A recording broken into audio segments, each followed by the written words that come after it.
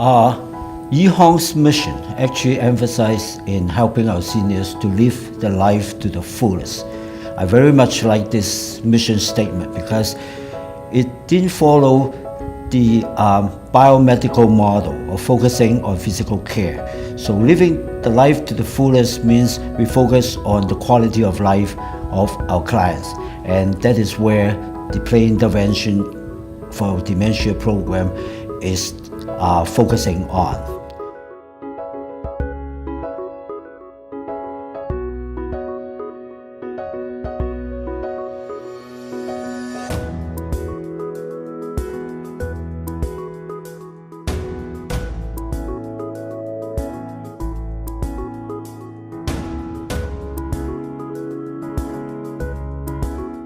I have witnessed by watching actual patients how they reacted, and some other wonderful people and myself, and with the most wonderful team, I've actually managed to prepare a video for you to watch. Believe me, we did our very best in order to honestly portray the people that we saw. It has been an honor for all of us, and I'm sure that we will always remember this weekend.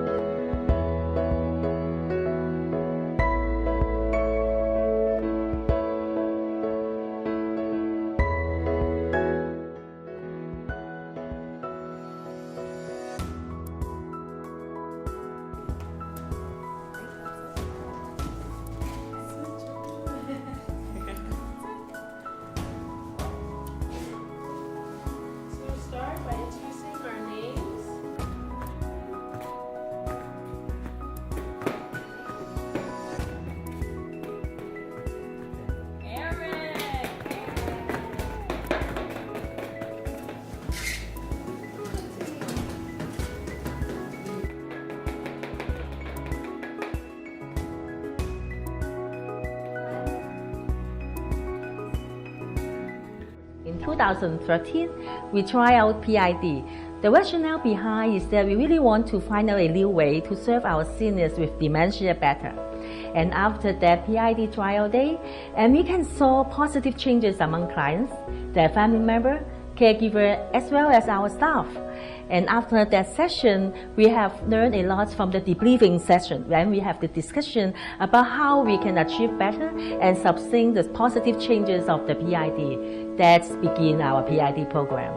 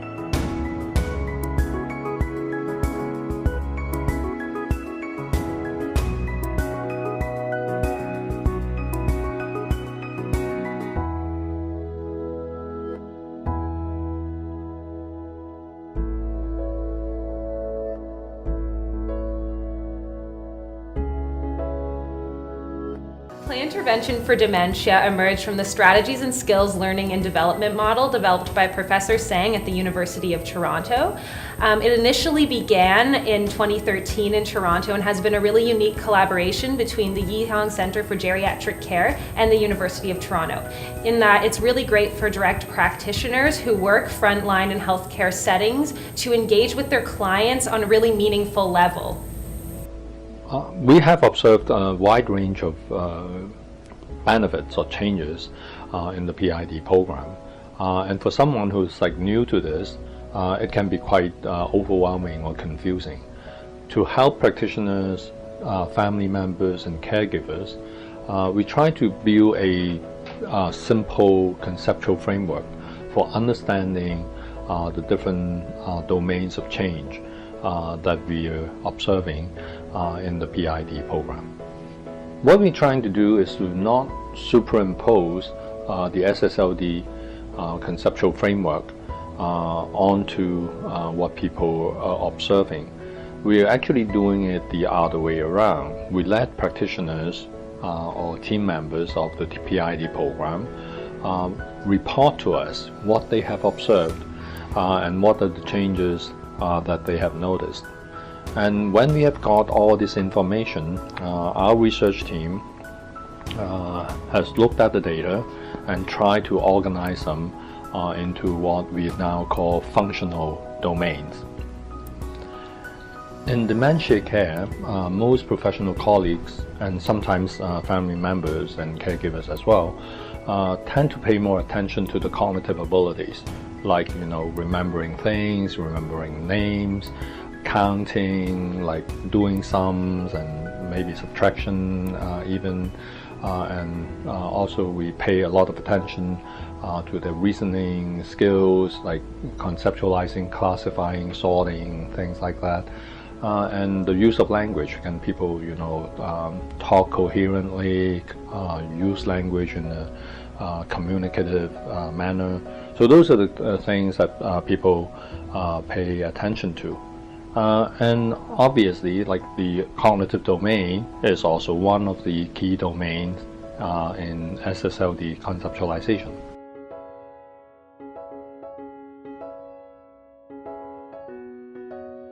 Another area that is visible to caregivers is what we call the physical signs. It includes gross motor activities like moving your arms, legs, and body. And an idea associated with this is what we call neurocorporal integration.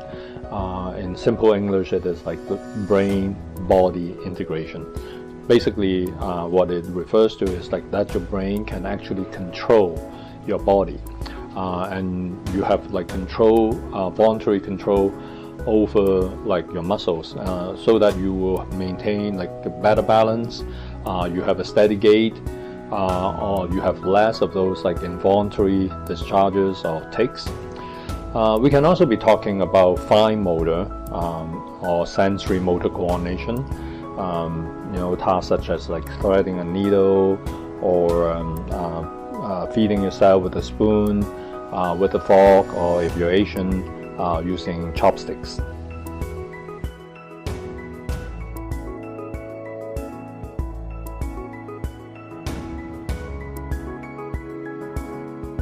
I believe that this program is beneficial because it helps older people with dementia be more active and also help with their brain stimulation and help with their fine and gross motor skills.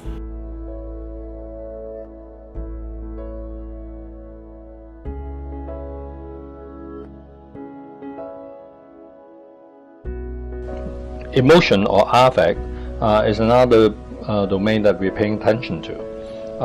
One key dimension is homeostasis, that is the ability to return to a state of relative stability or calmness after someone has been aroused emotionally, like being angry, fearful, or sad.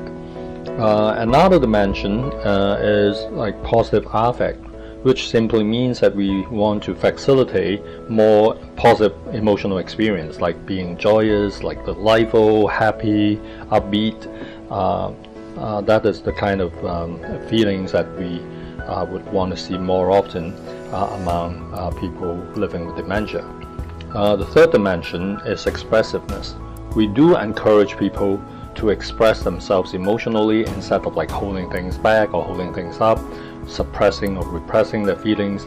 We believe that like when someone can have the space to spontaneously express his or her emotions, there's a fairer chance for the person to be healthy and experience well-being. Motivation is sometimes overlooked or neglected by caregivers, but in SSLD practice, we believe it is actually essential.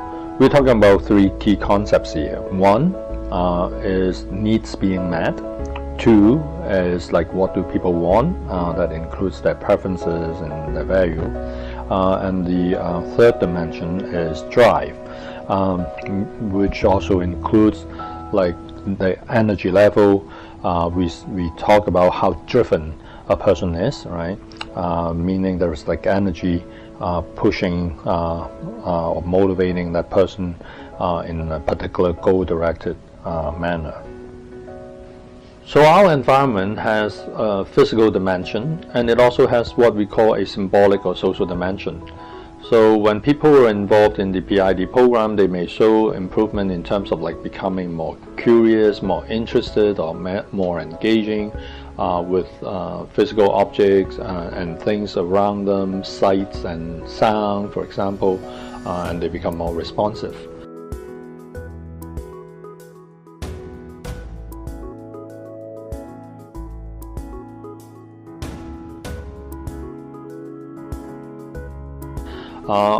On the symbolic or social plane, people can become like more engaging in an interpersonal context, and they become more responsive to people. They can also synchronize with other people better or communicate more effectively, and may become more active in initiating and maintaining interpersonal relationships. And another dimension that we want to emphasize is that people with dementia are actually citizens or members of the community, and for them to be able to participate in a social capacity or take on social roles or to adapt to like social patterns and play their own role is a very positive thing. And another positive thing that we sometimes observe among people in the PID program is that they try to help each other out. Members who maybe, like, say for example, passing on objects to other members or helping other members in solving problems or like performing a task. Engaging with the PID program and understanding more about the concept, I always wonder what would be a suitable environment for my supervisors when they retire. Or further down the road, what would be the suitable environment for myself when I retire? I would like to wake up early in the morning, let's say at 3 a.m., put on my virtual reality glasses and maybe play a racing game or even watch a movie. Yet, are we providing the long-term care we long for and desire to our clients? Behavior, in a way, is in everything that we are observing or analyzing. Whatever we consider to be like cognitive or emotional or motivational or whatever, we actually infer those changes by observing behavior. So we infer that people are happy or sad by looking at, like, their facial expression, their postures, and what they say. Similarly, when we infer something as cognitive, we are actually looking at people, answering questions, solving puzzles, or like doing sums. So, like, behavior is like sort of the passage to the person's inner world, so to speak. But then in the PID program, we also want to emphasize two aspects of behavioral change. One is what we call the expansion of repertoire of effective strategies and skills. So people were learning to do things, learning new skills, doing things differently, finding ways to solve problems or address issues. The other dimension is the reduction of dysfunctional behavior, which can include, behavior that are considered, harmful, like, aggression, or inappropriate intrusion into other people's space, or behavior that are considered pathological, like, stereotypic behavior that doesn't serve a function, or behavior that is considered like socially unacceptable.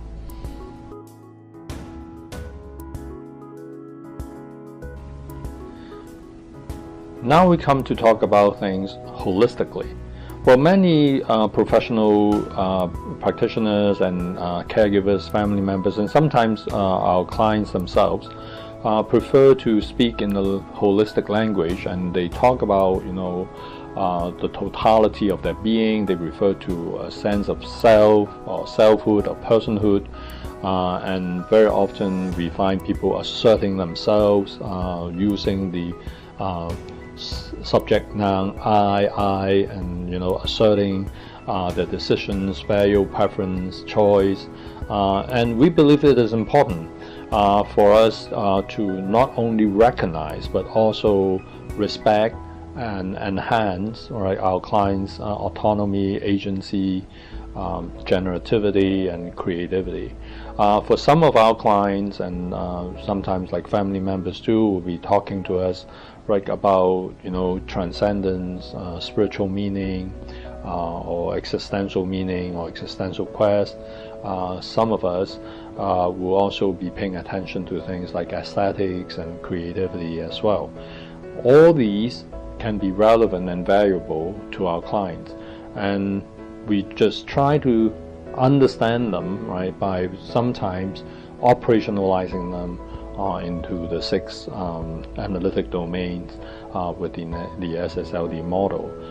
That usually will help us appreciate or understand this holistic experience better. I wanted to comment on 2 aspects of the program. The first I would label, because I grew up in the age of Carl Rogers, unconditional positive regard. I've noticed the facilitators here empty themselves, to use an expression, in order that those clients who sit around the table can express themselves.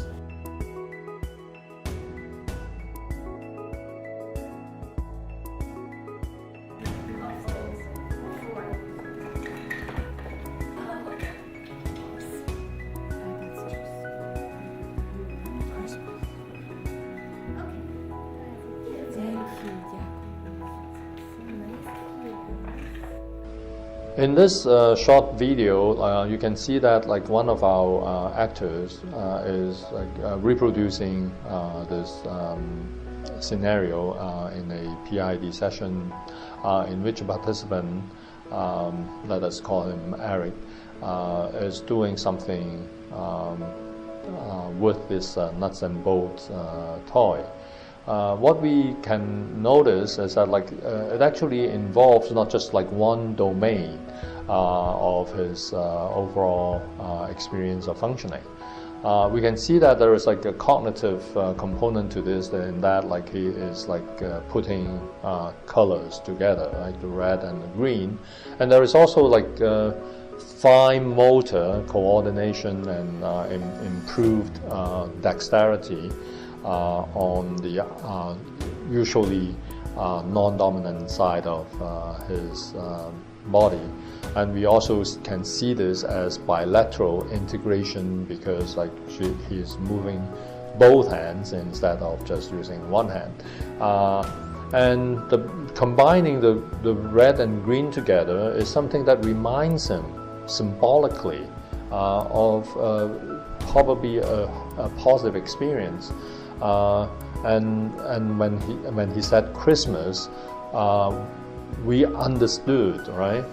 what he was trying to do. He was like creating or recreating a Christmas holly.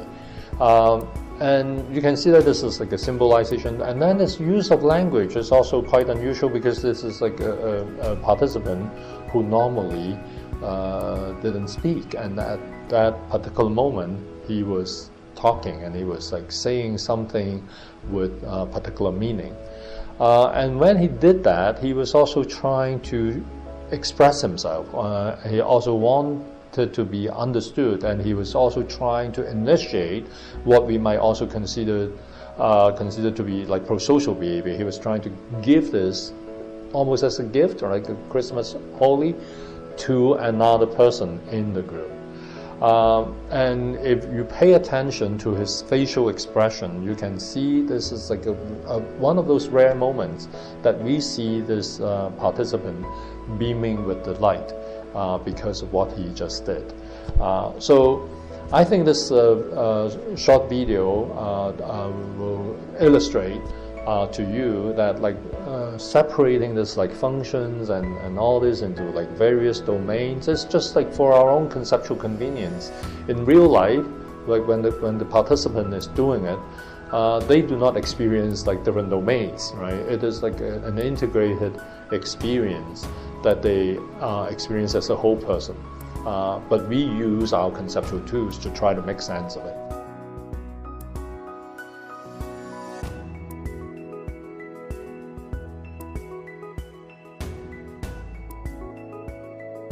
A typical PID program is something like 60 to 75 minutes, and the session usually consists of some carefully designed activities. Sometimes we call them games, but like some of these activities might not even be games. It can include, like physical exercises, body work, and sometimes we would also introduce elements of expressive arts, music, dance, and other forms of interactive activities. A key idea for the PID program is that we want to keep the participants really engaged and at a high energy level. We follow a simple educational psychology principle of short segments of activities to minimize what educational psychologists call reactive inhibition. So the typical activity or game segment is something like 8 to 10 minutes. We do not want it to go on for too long. We usually would switch the activity before the participants lose their interest or concentration.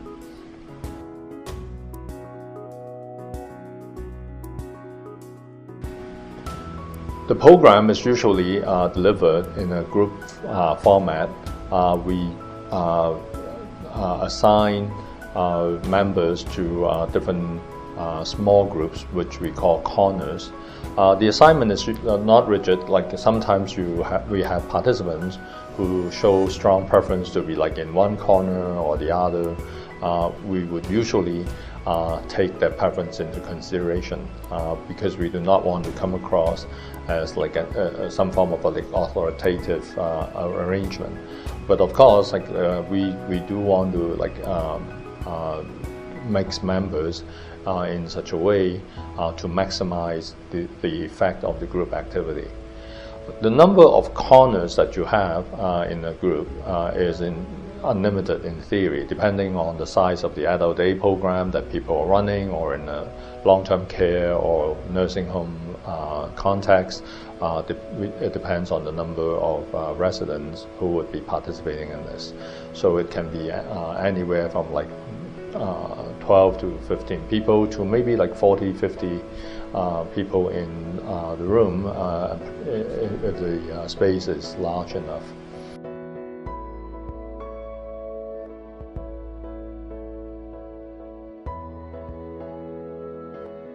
The beauty of PID is we focus on what they are already doing. They are already playing with our seniors. So we have to teach them how they can improve on the playing with the client, and how they can observe that the result of what they have done, so that they find satisfaction out of the whole process. And this is why I choose the PID.